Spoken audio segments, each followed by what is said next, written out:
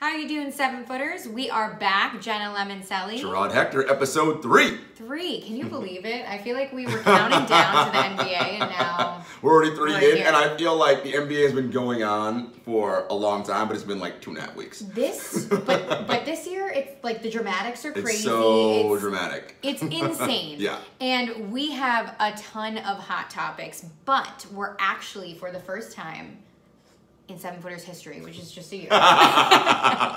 in our short history, in 7-footers. our short history, we are going to do our first segment on just one team. Yeah. And if you've been watching the NBA within the past week since our last episode, you will know that that one team is easy to guess. The Golden State Warriors. Exactly.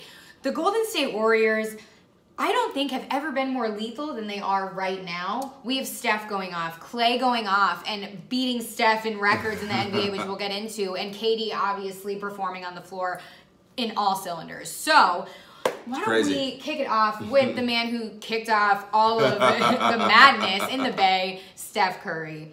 I mean, he has to be in MVP talks after his recent performance on October 25th versus the Wizards, okay? They end up winning 144 to 122. Steph throws down 51 points. 11 of them are threes in just 3 quarters. Yeah, I mean, just look, 3 quarters. And then he sat out the 4th because why play garbage minutes? Here's what's interesting about the Warriors, and they were in New York City this past weekend, as you know. I spent some time around them, and what's interesting is there is a level of connectivity. And by the way, if you hear rattling noises in the background, like sounds like a little chain, we have a little friend with us today. Yes, we do. A little Habashan named Lexi. We'll introduce her later, but right now she's either eating out of her cone or doing something else. She's actually trying out for the mascot contest we have going on, so. But she knows her basketball, loves pick and roll coverages. Giannis is her favorite player. She knows stuff. She didn't say that. She definitely said Giannis is her favorite player. I didn't hear that. Anyway, but the Warriors they're at a stage right now where they're just, everyone's very comfortable. This is year 3 of the KD experience. Yes. And Steph is the healthiest he's ever been, and he's just ready to do his thing. He's hunting his own shot.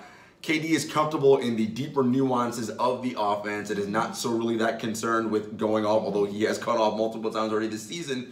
They're in a good groove. And you never see clutter on the floor. You never see selfishness, panicking, clutter, or a loss of chemistry. No. And it's year 3. It's interesting. I did a Warriors sort of a Warriors piece. You can find that on Black Sports Online, by the way. I'm just talking about the connection that the team has right now and the joy they're playing with. Look, this team has won 3 of the last 4 titles, the last 2 in a row. Last year was a slog for them, and they will readily admit it. They didn't enjoy it. This year, you can see they're enjoying it. They're having fun. And it's really wonderful to see, again, Steph hunting his shot, Klay obviously doing what he's doing, getting out of his early shooting slump, and again, Durant just being a steady, lethal force. The funny thing about Durant is, and we'll get to him in a little bit, things are just kind of happening, and he's just kind of steadily going on. You look up, you're like, oh, he's averaging 28. Like, he's just, you know. Well, here's the thing. It's easy at this point, and I think it's extra easy this year because, like we said, it's year 3. They're comfortable. They're breaking records, and let's just say a lot of the pressure that comes with maybe a bad night or your shot is off is the pressure of, I need to perform, we're losing, we need to adjust, we need to do this. They don't have any of those worries. They have no pressure. They don't really have to worry about anything. The pressure that exists for them is they want basketball immortality, right? They want to become only the 5th franchise to 3-peat, right? And so, and that's within their grasp. But I think there's also a freeness they're playing with. And I talked about this in my piece that I wrote. They understand what's at hand, but they also realize this could be the last run for this team in its current iteration. Of course, we're alluding to Kevin Durant being a free agent this summer. Klay Thompson is also a free agent, although Klay has given every indication he has no desire to leave to leave the Bay. But, you know, Kevin could leave. And so I think they want to end this season on the best possible note and have fun while doing it. Exactly. That is why Kevin joined this group in the first place. So they're having a great time, and Steph is clearly, after 8 or 9 games this season. I mean, look, you don't hand out awards this early, but he's clearly the MVP leader in the clubhouse. If he keeps up his current pace right now, he will have over 500 made three-pointers. No one in NBA history besides Steph Curry has had 300 made threes or 400 made threes. Well, only him. He's the only one. What about this, okay? After Steph's statement game blowout night, he's now sunk 33 threes in 5 games. Now, compare that to this. There are 4 entire teams that haven't even done that overall. Overall. Yes. OKC, the Clippers, the Cavs, and the Pelicans, surprisingly. But how crazy is that statistic? It's incredible. Look, Steph Curry is the greatest shooter we've ever seen in the history of basketball. Of all time. And it's funny because Klay Thompson, we'll talk about next, just broke his record for most threes made in the game. And Headband Klay? Headband Klay, which we'll talk about.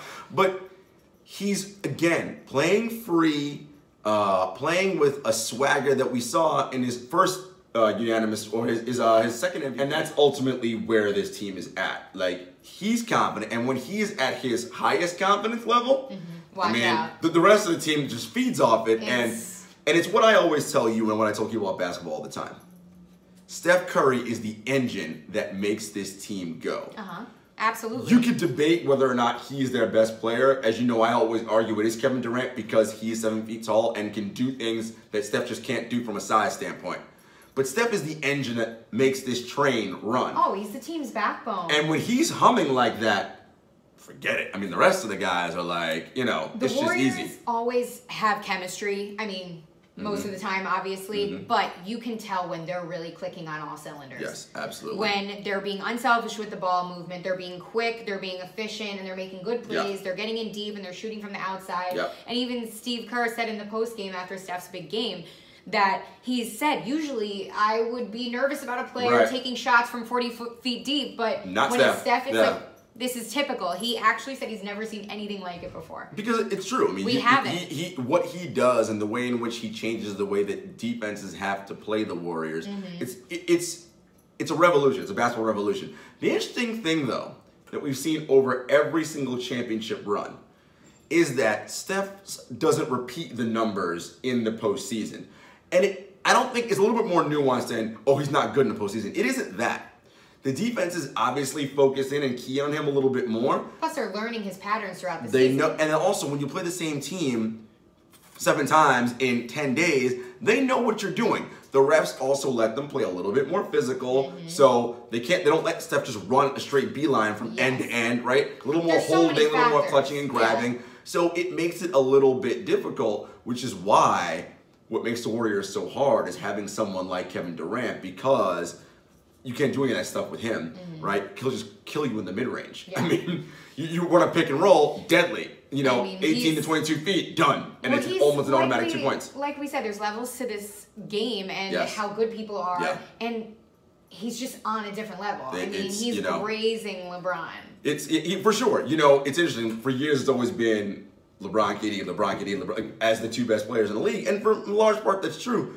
LeBron is entering year 16, and by no means am I saying LeBron's no longer any good, but it's going to be hard to that combination to maintain. Steph is definitely saying, like, hey, look, it might be just KD and I are the best guys in the league right now. Who knows? As time goes on, we'll see how the season plays out, but this is exciting, and we got to talk about your man, Headband Klay, Jackie Moon. That's right. That is right. Best Halloween costume goes to Klay Thompson.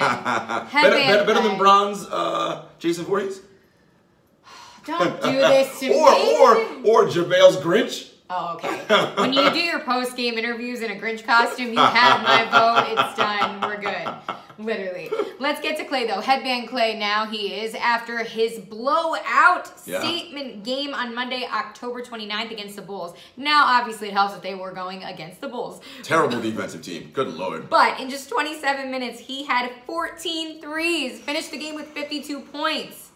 And the Warriors as a whole had 92 points in just the first half compared to 50-some that the Bulls had. This was a washout of a game. Listen. A washout. The Bulls are not a very good defensive team, and it's interesting. We talked about me watching the first 12 games of the Bulls season, which we'll get to later on in this episode. Let's just say that. But, that didn't really work out. The Bulls are clearly not very good. However, the Warriors, when they're clicking and doing what they're doing, are a very tough team to stop. And they're on a hot streak. And they're on a hot streak right now. And the team wanted Klay to get it. And that's the joy we're talking about. Yes. You can see it. Durant even said after the game, because he had 8 assists that game, he said, I was glad that the record-breaking 3 was my assist, right? Like, they were looking for him to get, and this is the joy that this team talks about playing. Again, and they're happy for each other, genuinely happy. This weekend that I spent time around the team, that's the big thing Steve was saying. That's the big thing that they were all talking about. This amazing joy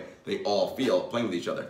And we have our friend Lexi, I think, wants to say something about the Warriors. Just let her run around. Come here. You want to talk about the Warriors? Come. Let's talk about the Warriors.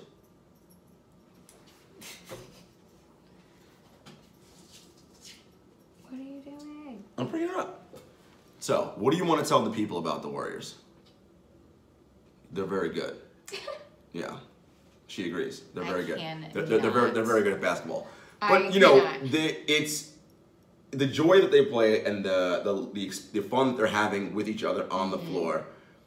It makes it easy, and that honestly, that's what's important about basketball. Oh yeah, at the end of the day, is the camaraderie and just the overall way in which the players feel about each other when they're playing on court, and that's what's happening with these Warriors right now. Yeah, I mean, I've never seen chemistry like this in a very long time. Yeah, I have. I mean, Klay was deadly from three. He passed Steph Curry for the most threes in a game with 14. We said, and I thought this was interesting too. He only dribbled like. Right. 12 times, 9 times. 9 times. And that's the thing about Klay, right? Klay can score because he's a catch and shoot guy. Yeah. Like, I mean, he runs you a couple picks and screens. So, again, that is what makes his team so difficult to beat. If Curry's having an off night, if Durant's having an off night, Klay can carry them. And we haven't even talked about when they get DeMarcus Cousins back, who's probably the best center in the league. Yes, absolutely. Absolutely. I mean, it's just going to be... It's an embarrassment of riches. Exactly. It's going to be like their hot streak is just going to be every night. But again, all that being said, that doesn't mean that it's a sure thing and everything's over. Because look, as I said, and we saw it last year, the Rockets pushed this vaunted team to 7 games. Exactly. A Chris Paul injury away, who knows? Exactly, and not to be this person, but it's early. It's really early. It's very early. And before we go and veer off of Klay Thompson for a little bit, I just want to say, I want to pick your brain about this. Yeah. Okay? I was thinking about this a lot. Everybody was really happy. Klay had his moment, everything. Yeah. But think about, at times, how hard it has to be Klay Thompson in that team. You're automatically number 3. You are. Yeah. Behind KD and Steph. You might be number 1 behind Draymond.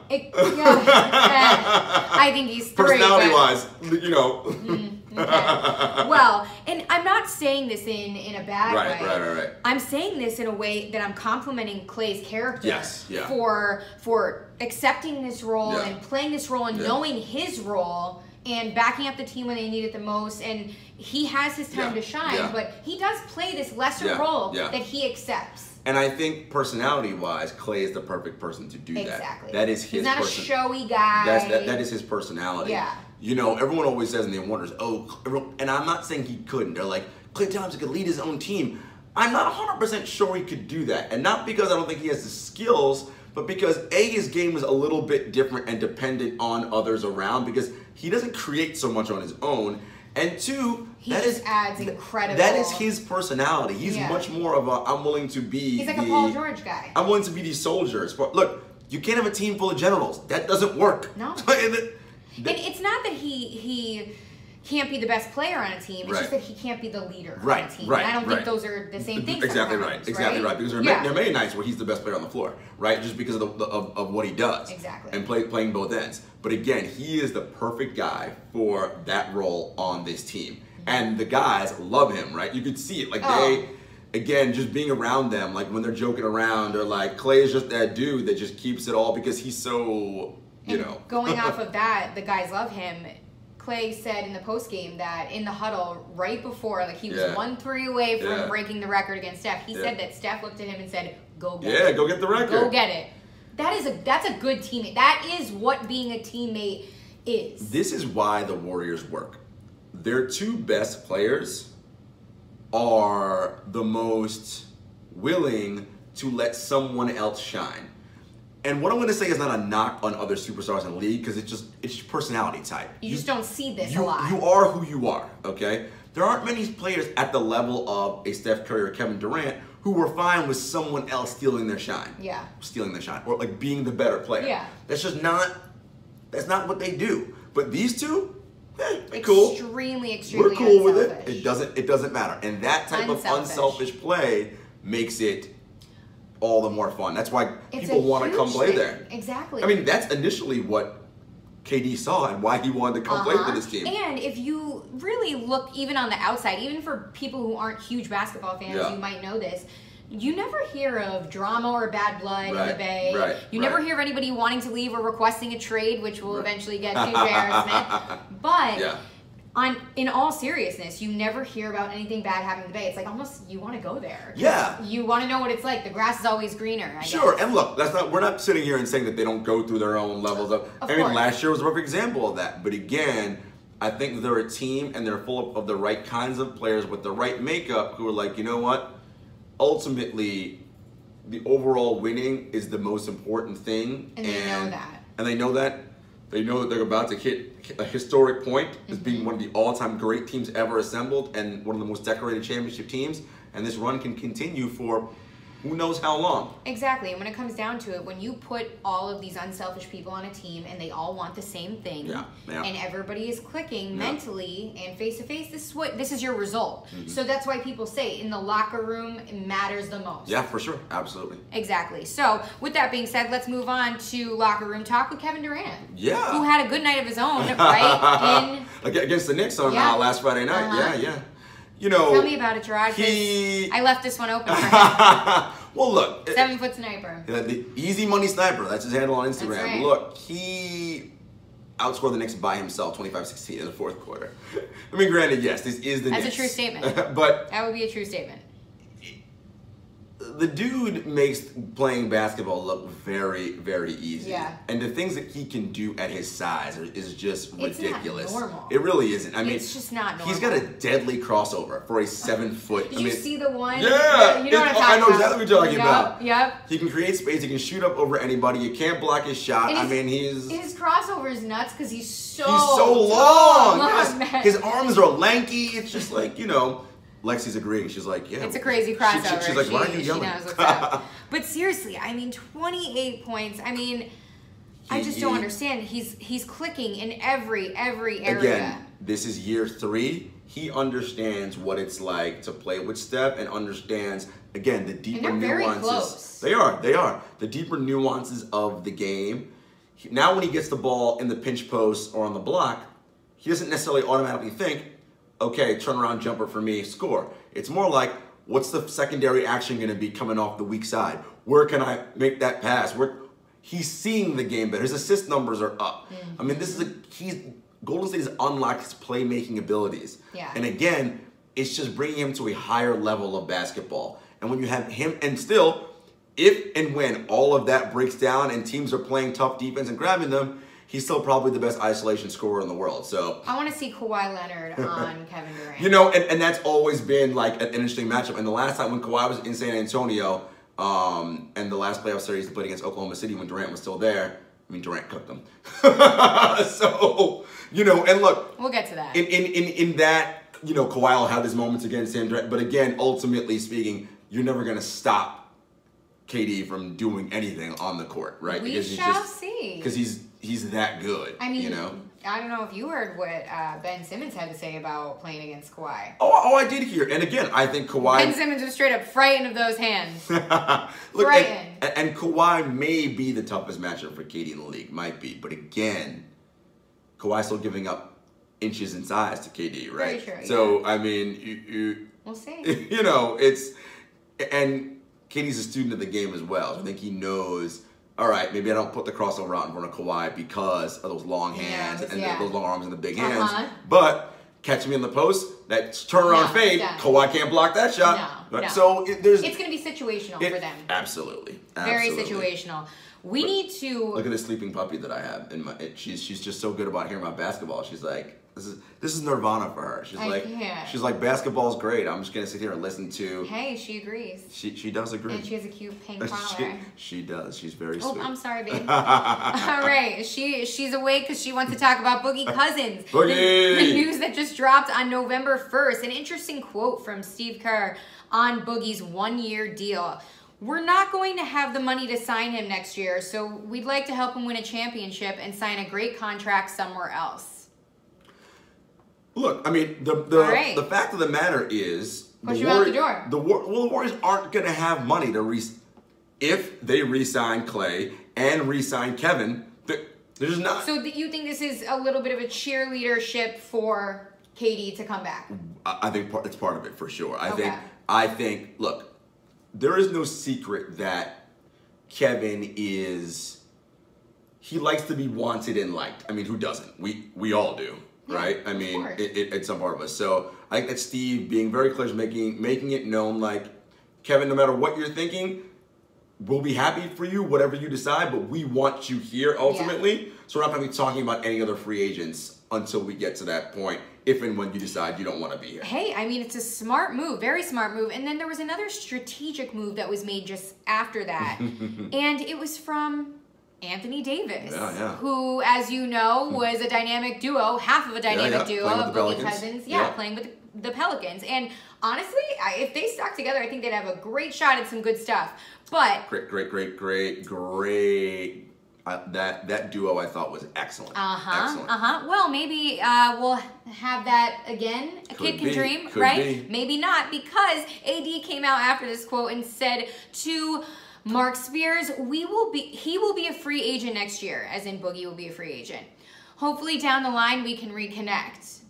Well, the big thing there is right to the point, AD, and that's what I like to see. And down the line, he's saying that because AD is not an unrestricted free agent this year. I believe he is one. He's with the Pelicans till 2020. Right. So next summer, not 2019, 2020 is when he'll be a free agent. But here's the thing: do we even know that Anthony Davis will be on the Pelicans?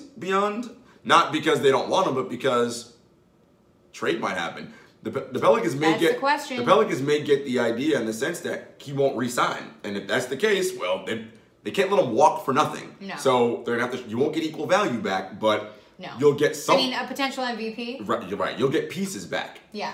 And you know who's got a lot of pieces? The Boston Celtics. Just gonna put that out there. Leave it on the table. Little more. So what do you think about that, Lexi? He's going to leave that on the table, and then drop that right you're just going to rip my heart out of my chest and leave it there, You're going to drop that right there. You are something else, let me tell you. It's just going to be really interesting as we move into trades and we move into free agency and everything good that's coming up in 2019, because there's so much that can happen. Yeah. It's hard to predict. We don't know if AD's still going to be in New Orleans. We don't know anything at this point. We don't. But that's the beauty of this league, though. That's what's so exciting. Yes, it is. And of course, you know, the rumors that are spilling about AD is, you know, whose agent is, of course, Rich Paul of One Clutch Sports. Rich Paul is also the agent of one LeBron James. Not Ben saying. Simmons, Tristan just Thompson, saying. Yeah. Oh my gosh, I actually have the chills. And why don't we just wrap up the Warriors with a little fun note here, because you guys have most likely seen the viral video of by now. Fergie's now infamous national anthem, where it wasn't exactly your most traditional performance, and somebody got a hold of the track and made the Warriors a really dope mix. Made a remix, made a remix. Major remix. And the guys, after a game one night, decided to have a little dance party. They did. Boogie, Steph, KD, Damian Jones, Alfonso McKinney, Jordan Bell. It was hilarious. So they're icing their knees and just like bouncing to this track. This is Friday after that infamous Knicks game in which the Knicks blew out the Warriors blew the Knicks out in the fourth quarter. And the way the story was told to me, because again they were in New York that weekend. Steph turned the song on. Okay. And Draymond said, "We should dance to this." And they all just started going. Draymond would say that. And well, of course, everyone knows that the connection there is that during the All-Star game last year, Draymond was the one caught on camera smirking while Fergie was singing. And her husband, Josh Duhamel, was like, "Oh, Draymond needs to apologize, blah, blah, blah, blah," all this stuff. And the Warriors are next level trollers, so. And it was so good, and I'm not gonna lie, they have some bomb moves. I mean, KD with that like chicken wing arm, like, I mean. And they're all just like, and then watch it. We're watching this now, so you guys can't see it, but you guys have to hear this. Oh, look at they got the shoulder shakes. They're all Boogie's the funniest. Boogie is hilarious. Look at Katie's chicken arm. Like, what is he doing right now? It's so long. And Jordan Bell, like, listen, it's hilarious. And so, you know, the Warriors played the next Friday. Then Sunday they were in Brooklyn. Yeah. So I was at the game and on court prior to, and Steph's coming out for his warm-ups. You know, he does his shooting drills and all that. Yeah. And I was standing in front of the Warriors bench. Steph comes over. I'm like, hey, what's good, Playboy? He's like, hey, how are you? I was like, Steph, that freaking video, bro. Like, you guys are next level trollers. And he's like shaking his head, like trying not to laugh, and he's ducking. He's got his hoodie on. And he's like, bro, you have no idea how hilarious that was. Like, I watched it like 15 times. I know. He goes, no. It doesn't get old. He was like, it was way funnier to us in the locker room. Like, we were dying. So funny. And again, that just goes back to what we talked about. And I asked them both both him and KD after the game, what is it about the joy you guys are having? And again, it's just all about, they realize that it's a long journey. It's a slog. They want to be holding that title up again at the end. And in order for them to do that, they know that they got to have moments where they're having fun and having a good time. And whether it's making funny videos or they're going to have fun with each other, because you don't know. Tomorrow is a promise. You have no idea what's coming. So anything can happen in this league. Anything can happen in life. So life, exactly. They're just like, let's just have fun while we're here and while we're doing this, and you can see it. It's incredible. As we said in episode 1, this year is once again all about being the Warriors. And right now, if they keep playing the way they're playing, they're gonna be holding that championship trophy up really early. 3-peat's coming soon, I think. You know, all things considered. We shall see, but I mean, let's take away from this that Steph Curry is officially back in the MVP lineup. Oh yeah, without question. And this is going to be an interesting ride. For sure, for sure. Catch us in the next segment, guys.